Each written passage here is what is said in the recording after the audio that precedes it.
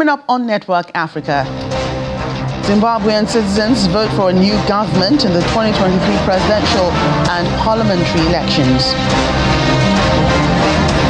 Gabon's President Ali Bongo Ondimba eyes third term as he campaigns for re-election in votes scheduled for Saturday. Plus, heavy fighting continues around Khartoum, army base between Sudan armed forces and the paramilitary rapid support forces.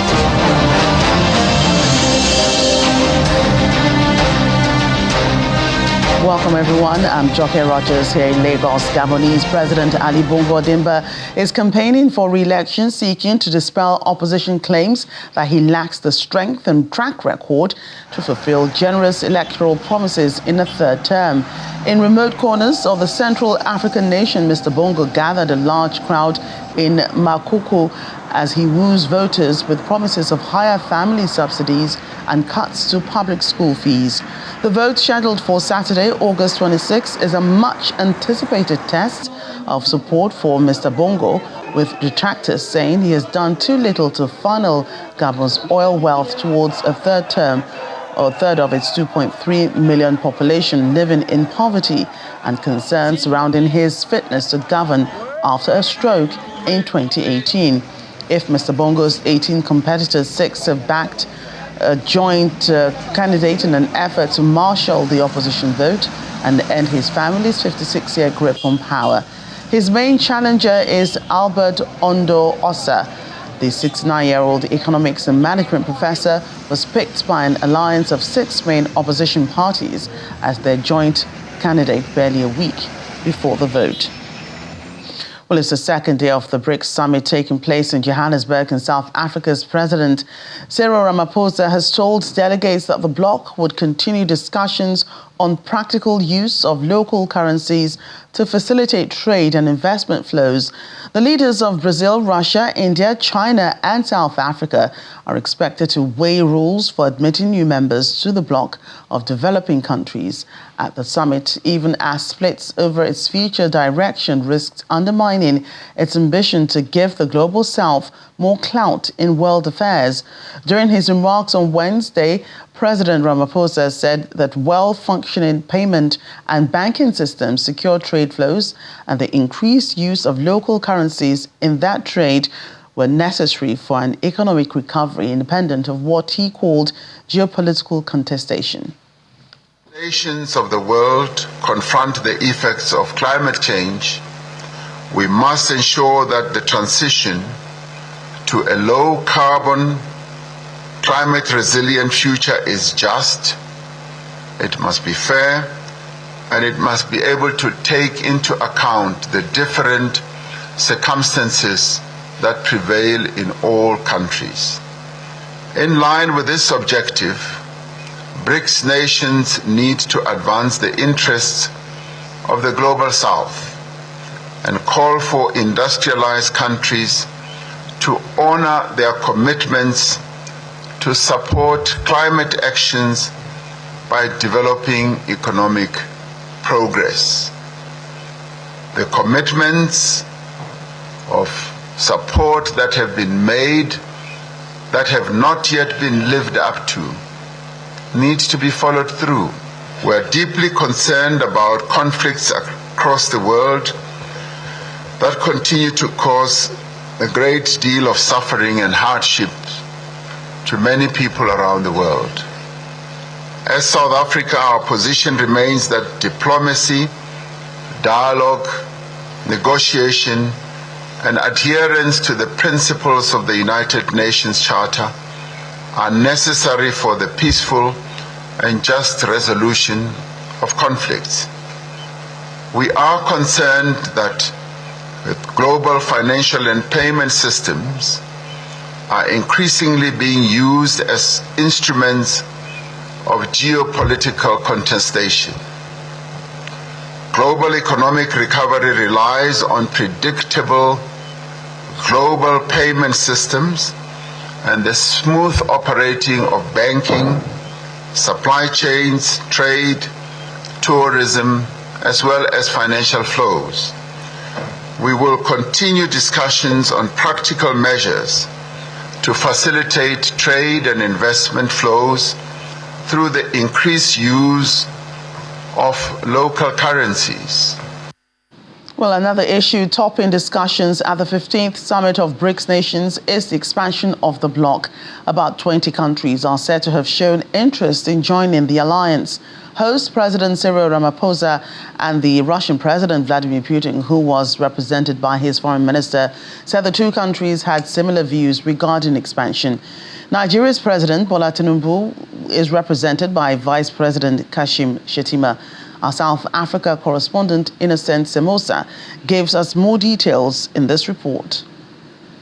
Leaders of countries that counts for more than a quarter of the global economy are meeting here in Johannesburg, South Africa. Up for discussion at the summit is how to make the bloc strong, capable of challenging the West's dominance in global affairs. South African President Cyril Ramaphosa opened the summit, emphasizing on expansion. In 2 hours or so, the BRICS leaders will sit together in a retreat to discuss a number of BRICS-related matters, and one of those is the expansion of BRICS. A number of countries, some of which are represented here, are seeking to be part of this BRICS family, and we appreciate that. It goes to show that the BRICS family is growing in its importance, in its stature, and also in its influence in the world. The president of Brazil, Lula da Silva, said the new development bank should be a strong global leader in order to address most pressing issues facing nations of the world. The decision of establishing the new development bank represented a milestone in effective collaboration among emerging economies. Our joint bank must be a global leader in the financing of projects that address the most pressing challenges of our time. In his pre-recorded message, Russian President Vladimir Putin says Russia stands for greater contribution in BRICS. He also took a swipe at the countries who have placed sanctions on his country. Our country is and will remain a responsible supplier of food to the African continent. Russian grain exports to Africa amounted to 11.5 billion tons in 2022 and almost 10 million tons in the first 6 months of 2023. And this is despite the unlawful sanctions imposed on us that seriously hinder the export of Russian food products and complicate transport, logistics, insurance, and bank payments. Meanwhile, the Prime Minister of India, Narendra Modi, shared some of India's success stories.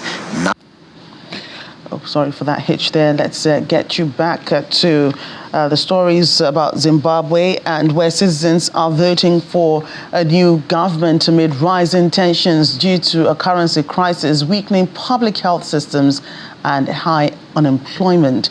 The elections are the second since the removal of long-time repressive ruler Robert Mugabe in a coup in 2017. Many in Zimbabwe are hoping for a change after 2 decades of unrelenting economic turmoil, but analysts are warning that the ruling party is unlikely to relinquish its stranglehold on power. Zimbabweans will elect a new president, about 210 national lawmakers and 1,970 local government and municipal leaders. Zimbabweans are voting in an election that many hope could end a lengthy economic crisis in what was once considered one of Africa's most prosperous countries. Polls opened at 7 a.m. nationwide in Harare and Bulawayo, 2 major cities in the country. although it got up to a rocky start with some polling stations reporting delay due to lack of ballot papers. The Zimbabwean Electoral Commission acknowledged this in a press statement and asked for these stations to take the delays into account, as voters may need more time to exercise their franchise. However, in this polling unit, a voter says the process was good.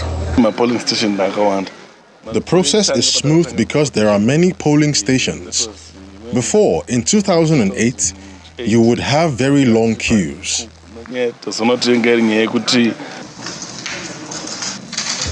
President Emerson Mnangagwa cast his vote in Kwekwe. He says he's confident he would win the election. If I think I'm not going to take it, then I'll be foolish. Everyone who contests, if you're going to rest to win. And precisely is what I'm doing. Even the younger generation are very interested to cast their vote, because I've seen in the media that, for the first time we wanted to show that we also have rights to make our decisions. It's very good.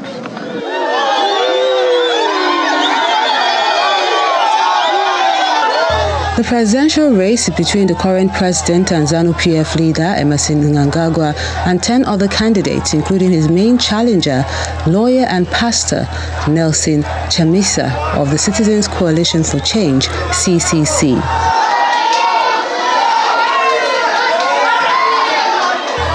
Some 6.6 million people are registered to vote in a nation of about 15 million. This election is the second contest between the two men after Mr. Mnangagwa won a closely contested poll in 2018, which the opposition alleged was rigged, although the country's constitutional court upheld it.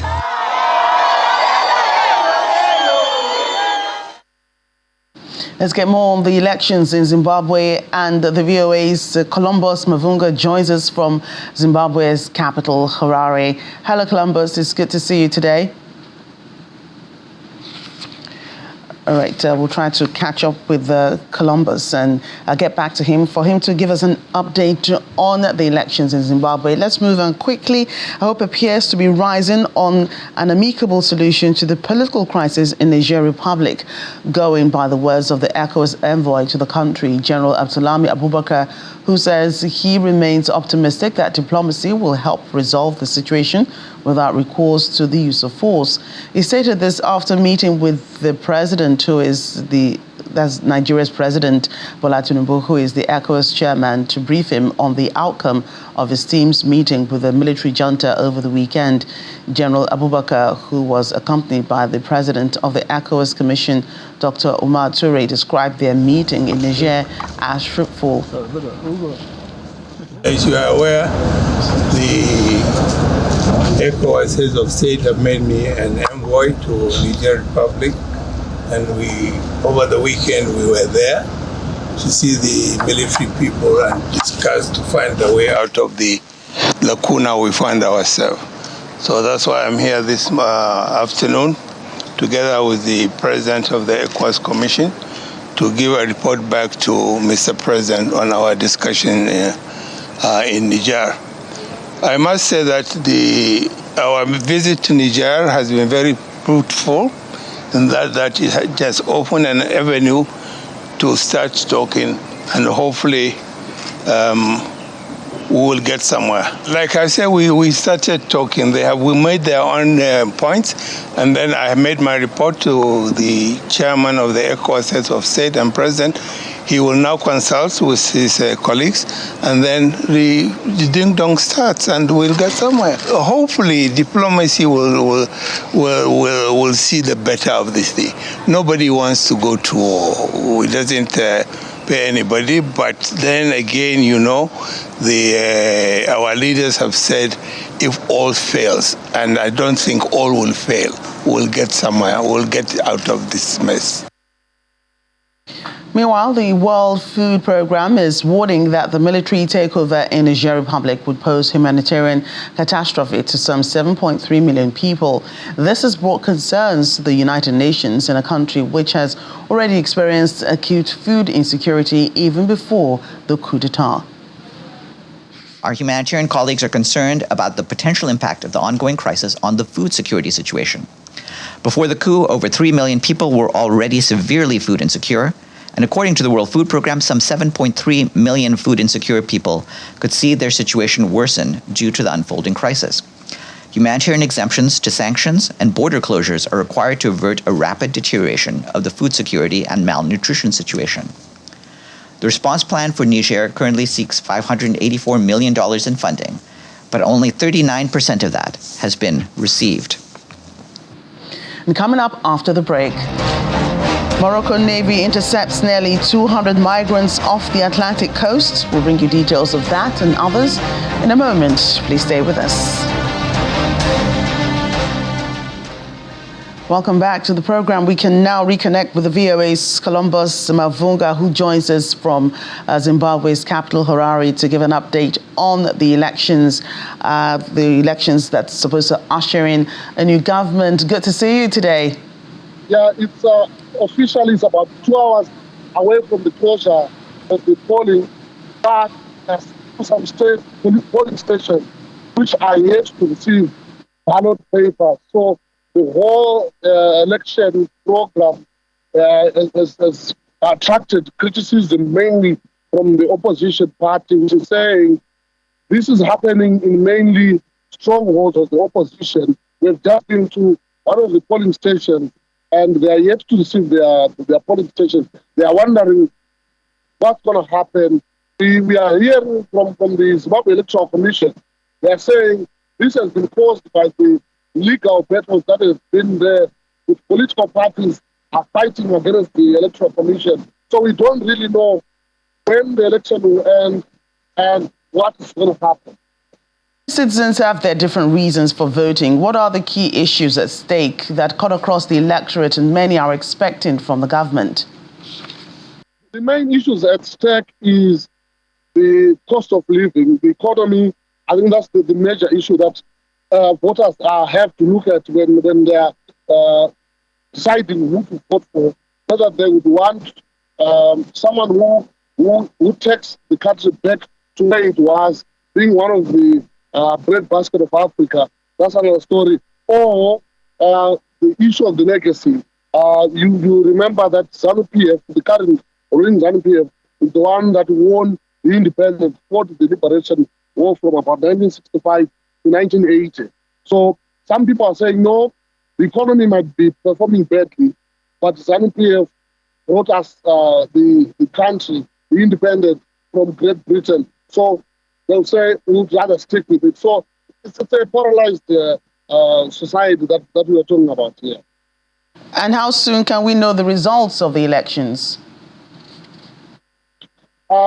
Officially, the results of the election of the presidential results are expected to be out on Monday, and the parliamentary results, the counting rather of the parliamentary election starts as soon as the polls close today, which is in 2 hours. But given that some polling stations are yet to begin counting, we don't know when to start expecting the results. Right, Columbus, thank you for your time today.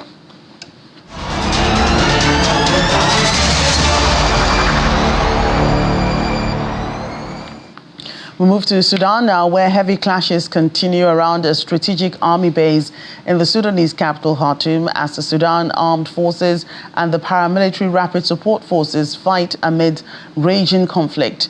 The army said in a statement posted on its Facebook page on Tuesday night that it repelled yet another attack by RSF fighters on the armored core military base in the Al-Shajara area south of Khartoum and inflicted heavy losses on the paramilitary force. On its part, the RSF claimed to have taken control of parts of the base and captured large quantities of weaponry. Reports say fighting between the two forces has intensified in recent days in the capital and the adjacent cities of Omdurman and Bari, as well as parts of the conflict-hit western region of Darfur.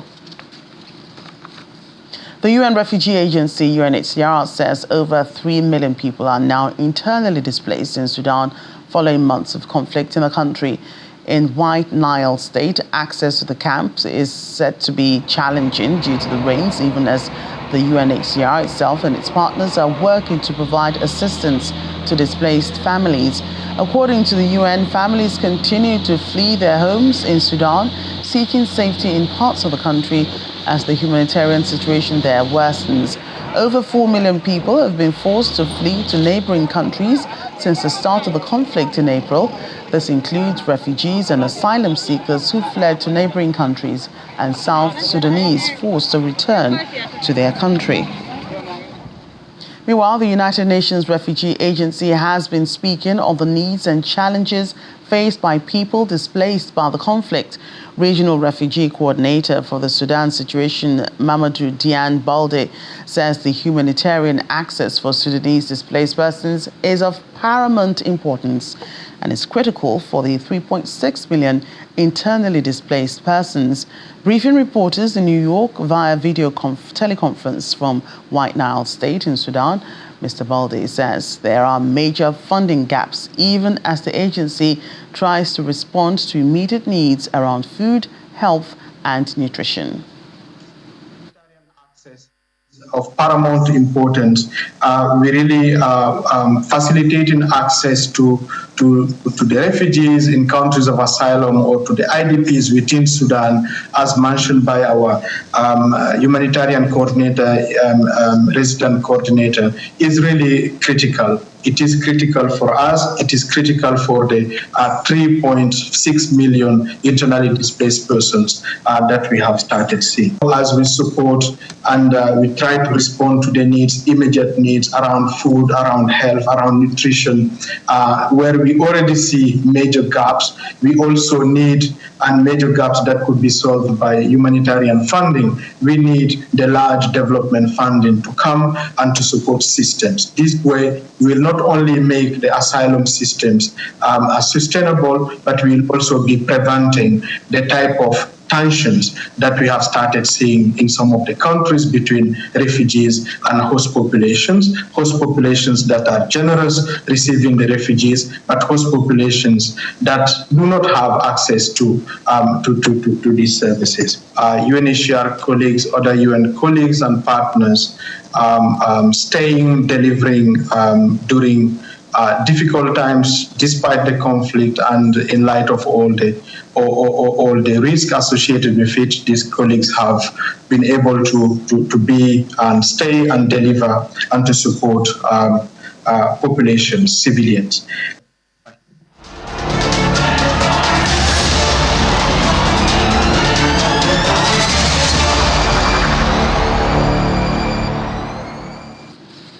A unified government agreed by major players in Libya is imperative for leading the country to elections. These are the thoughts of United Nations Libya envoy Abdullahi Bartali, who believes there's an apparent shift from an earlier position that elections should come first.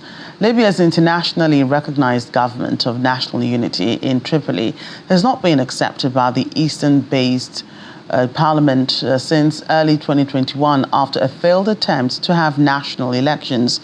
In his comments to the United Nations Security Council, Mr. Bartali says that he was exploring the possibility of convening a meeting of the main stakeholders or their representatives to resolve major issues.